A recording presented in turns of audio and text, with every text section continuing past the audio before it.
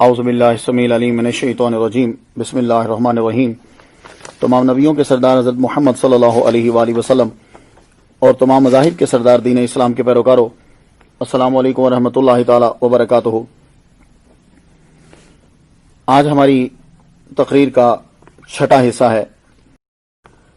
حضور صلی اللہ علیہ وآلہ وسلم نے فرمایا کہ دجال زمین کے اوپر 40 دن رہے گا۔ سوال یہ ہے کہ وہ 40 دن کیا کرے گا؟ تو وہ 40 دن کے اندر بہت کچھ کرے گا، ساری دنیا کا سفر کرے گا 40 دن کے اندر۔ پہلے حدیث سن لیجئے، مسند امام احمد میں حضرت جابر رضی اللہ تعالیٰ عنہ سے ایک حدیث ہے۔ حضور صلی اللہ علیہ وسلم نے فرمایا تو دجال نکلے گا اور 40 دن زمین پر چلتا پھرتا رہے گا۔ پہلا دن 1 سال کے برابر ہوگا، دوسرا دن 1 مہینے کے برابر، اور تیسرا دن 1 ہفتے کے برابر ہوگا، پھر باقی دن ہمارے عام دنوں کے برابر ہوں گے۔ یہ بخاری میں بھی ہے اور مسلم میں بھی ہے۔ اس کی تشریح کچھ محدثین نے یہ کی کہ پریشانی کی وجہ سے دن 1 سال کا لگے گا۔ یہ بات نہیں ہے، وہ پریشانی کی وجہ سے 1 سال کا نہیں ہوگا، وہ حقیقت میں ہی 365 دن کا ہو جائے گا پہلا دن، اور دوسرا دن جو ہے وہ 30 دن مہینے کے برابر ہوگا، اور تیسرا دن جو ہے وہ 1 ہفتے یعنی 7 دن کے برابر ہوگا، اور باقی دن حضور نے فرمایا کہ وہ عام دنوں کے برابر ہوں گے۔ یہ عام دنوں کے برابر ہوں گے سے پتہ چلا کہ پہلے دن جو ہیں وہ واقعی ہی بڑے ہوں گے۔ ان 40 دنوں کے اندر دجال جو ہے وہ مختلف طریقوں سے لوگوں کو اپنا گرویدہ بنائے گا۔ انسان 3 چیزوں کی طرف بھاگتا ہے: روٹی، پانی اور زندگی۔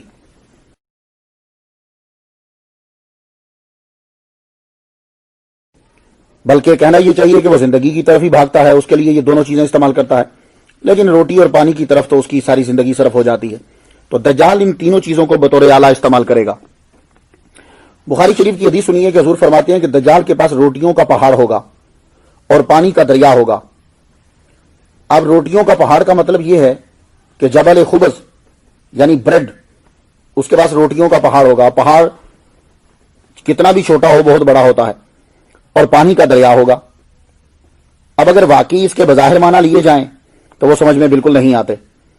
اس کی وجہ یہ ہے کہ حضور صلی اللہ علیہ وسلم کا ایک اور فرمان مغیرہ بن شعبہ کے سوال کے جواب میں فرمایا وہ تو اللہ کے نزدیک اتنا ذلیل و حقیر ہے دجال کہ اللہ تعالیٰ اسے اس جیسی یعنی روٹیوں کی بہتات اور پانی کی فراوانی کی چیزیں دے، ایسا نہیں۔ تو اب کیا مطلب ہوا؟ اگر وہ شہروں میں جائے گا، دنیا پھرے گا، تو کیا دریا اس کے پیچھے پیچھے چلے گا؟ میری سمجھ میں نہیں آتا۔ یا پہاڑ روٹیوں کا اٹھا کے چلے گا؟ حضور صلی اللہ علیہ وآلہ وسلم کے دونوں جملوں کو جب ملاتے ہیں تو سمجھ میں یہ آتی ہے کہ دجال جب آئے گا تو اس کا خوراک کے اوپر بھی کنٹرول ہوگا اور پانی کے تمام ذرائع کے اوپر بھی کنٹرول ہوگا۔ تو اب سوال یہ ہوتا ہے کہ کیا خوراک کے اوپر، روٹی کے اوپر کنٹرول کیا جا سکتا ہے؟ ہاں، خوراک پہ کنٹرول یعنی کھانے کی اشیاء پر مکمل کنٹرول ہوگا دجال کا۔ ان میں خام مال بھی شامل ہیں اور جو خام مال سے مصنوعات بنتی ہیں وہ دونوں شامل ہیں۔ جو دجال کو اپنا مسیحا سمجھتے ہیں اور اس کے لیے دعائیں مانگتے ہیں، وہ تمام غذائی مواد تیار کرنے والی بڑی کمپنیاں انہی کی ہیں۔ قدرتی غذائیں کم اور مصنوعی غذائیں زیادہ ہوتی جا رہی ہیں۔ ڈبل روٹی لوگ زیادہ کھاتے ہیں، بسکٹس کا استعمال بہت ہوتا ہے، جانوروں کی افزائش مصنوعی طریقے سے ہو رہی ہے، فصلیں مصنوعی بیجوں سے اگائی جا رہی ہیں۔ تمام ممالک میں اپنی پسند کے بیج بھیجے جاتے ہیں، ان سے فصل اگاؤ۔ پاکستان کو بولا کہ گندم کا یہ بیج اچھا ہے، ہمارا بیج یوز کرو، اپنا چھوڑ دو۔ جلدی فصل حاصل کرنی ہے تو کھاد ڈالو۔ تو نتیجہ کیا نکلا کہ ایک دفعہ جب آپ نے کسی دوسرے کا بیج اپنی زمین میں ڈال لیا، اس کے بعد سمجھو کہ زمین گئی، اب وہ کسی کام کی نہیں رہی۔ تو جب یہ سارے بیج دنیا میں بھیج دیے جائیں گے تو کیا ہوگا کہ جب وہ بیج تمہارے ہوں گے تو دوبارہ اگانے کے لیے تمہاری کمپنی کی طرف رجوع کرنا پڑے گا۔ تو اس کا مطلب یہ ہوا کہ جتنی فصلیں اگتی ہیں ان فصلوں کے بیجوں کے اوپر کنٹرول تو ہو گیا اس کا۔ تو یہی نظام آگے چل کے دجال تک چلے گا۔ تو دجال کے پاس یہ تمام کمپنی اس کے کنٹرول میں ہوں گی کہ وہ جہاں جہاں بیج اور جو چیزیں بنتی ہیں وہ اس کے کنٹرول میں، فصلیں ساری کنٹرول میں کر لے گا۔ فروری 2000 کی بات ہے کہ میں دبئی میں لیکچر دینے کے لیے گیا، 2000 کی بات کر رہا ہوں۔ وہاں جنگ اخبار کا ایک مضمون ملا تھا، اور آپ حیران ہوں گے کہ میں نے 2000 کا وہ ٹکڑا سنبھالا ہوا آج آ کر آپ کی تقریر میں بیان کر رہا ہوں میں آپ کو۔ اس میں کیا تھا؟ ہندوستانی سائنس و ٹیکنالوجی اور قدرتی وسائل کی ریسرچ فاؤنڈیشن کی سربراہ ڈاکٹر وندنا شیوا نے پنجاب انڈیا میں عورت فاؤنڈیشن کے زیر اہتمام سیمینار سے خطاب کرتے ہوئے کہا کہ 5 موجودہ سپر پاور کمپنیاں پوری دنیا کی خوراک پر قبضہ کرنا چاہتی ہیں اور تمام حربے آزما رہی ہیں، چنانچہ ہمیں مشترکہ طور پر اس سامراجی اور استعماری حملے کا مقابلہ کرنا چاہیے۔ تو اس نے یہ کہا تھا کہ ان کا جو حملہ ہے، یہ جو ہماری فصلوں پہ کنٹرول کر رہے ہیں، یہ ایٹمی دھماکے سے بھی زیادہ تباہ کن ہے۔ کیڑے مار دوائیوں اور کیمیکل کھاد کے ذریعے سے نہ صرف زراعت بلکہ نسل انسانی کو ختم کرنے کے در پہ ہیں۔ زیادہ پیداوار دینے سیڈز کے ذریعے ہماری کھیتوں کی ہریالی سلب کرنا چاہتی ہیں۔ ڈاکٹر شیوا، یہ ہندوستانی، میں بات نہیں کر رہا، کہتی ہیں کہ اگر جنوبی ایشیا کے کاشتکار فصلوں کو محفوظ رکھنے والی ادویات کا استعمال ترک کر دیں تو اپنی زرعی پیداوار میں 3 گنا اضافہ کر سکتے ہیں۔ اور مزید بتایا کہ انڈونیشیا نے اپنی مصنوعی کھاد کے استعمال میں آدھی کمی کر کے اپنی زرعی پیداوار میں 33% اضافہ کر لیا ہے۔ تو دیکھا آپ نے، یہ مضمون میں نے اس لیے پڑھا کہ آپ کو معلوم ہو جائے کہ جب دجال آئے گا تو اس کا مطلب یہ نہیں کہ روٹیاں ہاتھ میں اٹھا کے پھیرے گا، جو بندہ ملے یہ لو جی روٹی لے لو، یہ لو روٹی لے لو، تو اگر پہاڑ لے کر پھرے گا تو روٹیاں تو آگے دوسرے چوتھے دن میں سوکھ جائیں گی۔ تو مطلب یہ ہے کہ وہ کیا کرے گا کہ دوسرے ملکوں کی فصلوں پر بھی کنٹرول اس کا ہوگا، اور مصنوعی اس قدر خوراکیں عام کر دی جائیں گی کہ دنیا کو مصنوعی خوراک کا عادی بنا دیا جائے گا کہ لوگ بیچارے محتاج ہو جائیں گے۔ جیسے اب آپ دیکھ لیجئے ڈبا روٹی اور ان تمام چیزوں کے لوگ جو ہیں وہ عادی ہوتے جا رہے ہیں۔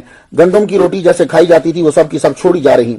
تو اب اس تناظر میں آپ کو حدیث کی سمجھ آ جائے گی کہ دجال جب آئے گا تو اس کے پاس روٹیوں کا پہاڑ ہوگا کا مطلب کیا ہے، یعنی خوراک کے تمام ذرائع پر اس کا کنٹرول ہو جائے گا۔ اب جو حضور نے فرمایا کہ وہ پانی کا دریا اس کے پاس ہوگا، اب آپ دیکھیے کہ دریا کسے کہتے ہیں۔ مجھے دریا کی ڈیفینیشن کرنے کی ضرورت نہیں ہے کہ میں آپ کو بتاؤں کہ دریا جو ہے وہ اتنا ہوتا ہے۔ آپ کو پتا ہے کہ دریا کتنا ہوتا ہے؟ امریکہ میں دریا اتنے مشہور نہیں، سمندر کے بیچ زیادہ مشہور ہیں، ہمارے ملکوں میں دریا زیادہ مشہور ہوتے ہیں۔ تو دریا اس کے پاس ہوگا۔ سنن ابی داؤد میں ہے کہ دجال اپنے ساتھ ایک دریا لے کر آئے گا۔ اب یہ دریا تو کوئی مائی کا لال اٹھا نہیں سکتا۔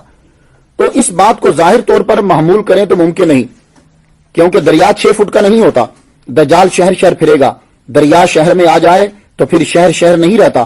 اس کا مطلب بالکل یہی ہے جو اپنی زبان کہتے ہو، اپنی زبان میں آپ کہتے ہیں اس بندے کے ہاتھ میں بڑے بڑے بدماش ہیں بھائی، بڑے بڑے منسٹرز اس کے ہاتھ میں ہیں۔ تو کیا وہ 5 منسٹر اپنے ہاتھ میں پکڑ کے چل رہا ہوتا؟ نہیں، اس کے کنٹرول میں ہوتے ہیں۔ جب وہ اشارہ کرے گا تو وہ 5 منسٹر اس کی ہیلپ کے لیے آ جائیں گے۔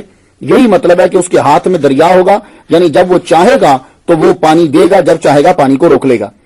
اب پانی کی کئی اقسام ہیں، ایک تو ہے پینے کا پانی، ایک ہے بارش کا پانی، ایک ہے دریا کا پانی جو فصلوں کو دیا جاتا ہے۔ تینوں پانیوں پر اس کا کنٹرول ہوگا دجال کا۔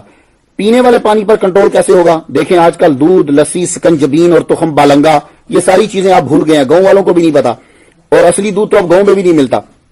سب لوگ منرل واٹر یوز کرتے۔ یہ منرل واٹر جو ہے یہ اتنی بڑی بیماری ہے، اس کے اوپر اربوں ڈالر کا جو ہے وہ معاہدہ ہوا ہے ورلڈ واٹر فورم کو، ہالینڈ کے اندر کمپنیز کو جب کانفرنس ہوئی تو اس کو پیسے دیے گئے کہ یہ بتلاؤ کہ جو پینے کا پانی زمین کا ہے یہ صحیح نہیں ہے، باٹلز کا پانی پیا جائے۔ تو جب باٹلز کا پانی اسٹیٹس بن جائے گا تو پھر کیا ہوگا، ہر ایک آدمی وہی پانی پیے گا، تو پینے کے پانیوں پر کنٹرول ہو گیا۔ اسی طرح مختلف ہیلے بہانوں کے ساتھ گاؤں کے لوگوں کو بھی ٹینک، پائپ، واٹر سپلائی اسکیمیں جو ہے متعارف کروائی جا رہی ہیں۔ تو لوگ نلکے کا اور کنویں کا پانی نہیں پیتے، جبکہ یہ پانی انسان کی باڈی کے لیے زیادہ مفید ہے، انہوں نے چھوڑ دیا۔ دوسرا دجال کا یہ ہوگا پانی کا کنٹرول کرنا کہ وہ اپنے نام ماننے والے ملکوں کے پانیوں کو ڈیم کے ذریعے سے بند کر دے گا۔ اس وقت آپ دیکھ لیجئے کہ جو دوسرے ممالک ہیں ان کے پانیوں کو بند کر دیا جاتا ہے، ان کے دریا بالکل جو ہے وہ خشک ہو گئے۔ یہی وہ دجال کرے گا کہ پانی جو ہیں ان کو روک لے گا، غیر قانونی بند بنا لیے جائیں گے کہ لوگ جو ہے وہ اپنے پانی کو جو ہے وہ ترس جائیں گے۔ اب پانی کا ایک ذریعہ بچتا ہے بارش۔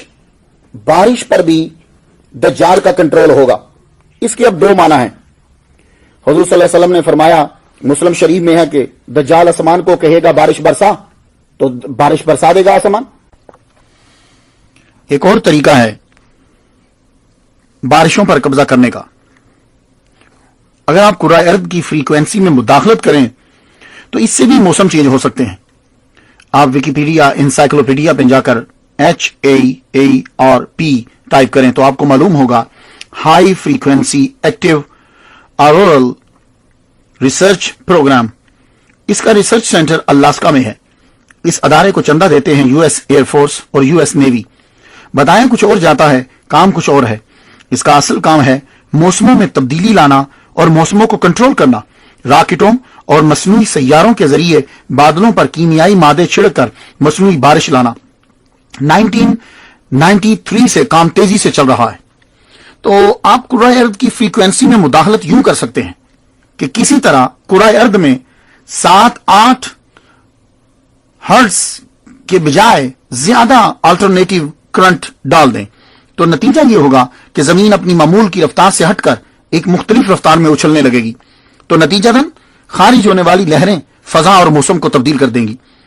اس طرح کے تجربے ہو رہے ہیں امریکہ میں۔ APTI Bernard Eastlund, president of ARCO Eastlund, was granted US patent number 4686605 for this invention on August 11, 1987۔ اس نے جو چیز یا تکنیک ایجاد کی ہے وہ مرر فورس کے نام سے ہے۔ ایسٹ لینڈ نے بتایا کہ ہم اس تکنیک کے ذریعے سے سورج کی ہیٹ کو دوسری طرف موڑ سکتے ہیں، میکنگ اٹ، پھر کیا ہوگا کہ ہواؤں کے رخ پھیرنے میں آسانی ہوگی، جس کے نتیجے میں ایتھیوپیا میں بارش برسائی جا سکے گی۔ تو اگر آج کے دور میں ایسا ہو سکتا ہے کہ کرۂ ارض کی فریکوینسی چینج کر کے آپ موسم چینج کر سکتے ہیں، یا آپ زمین کے اندر زیادہ ارتعاش بجلی ڈال کر جو اس کی معمول کی رفتار ہے اس کو تیز کر سکتے ہیں، اس کی وجہ سے کیا ہوگا کہ موسم جو ہے وہ چینج ہونا شروع ہو جائیں گے۔ جو ایسٹ لینڈ نے تکنیک جو ابھی نکالی ہے اس کے ذریعے سے وہ بارش برسا سکتا ہے، تو ہو سکتا ہے کہ یہ ساری چیزیں جو ہیں اس دور کے اندر ترقی یافتہ شکل میں جا کے دجال کے پاس ہوں، تو دجال جو ہے وہ ان تمام چیزوں کے استعمال سے ایک مصنوعی بارش جو ہے وہ لا سکے، ایسا بھی پاسبل ہے، اور لگتا ہے یہی ہے۔ گفتگو جاری ہے، اجازت دیجیے۔ وآخر دعوانا الحمدللہ رب العالمین۔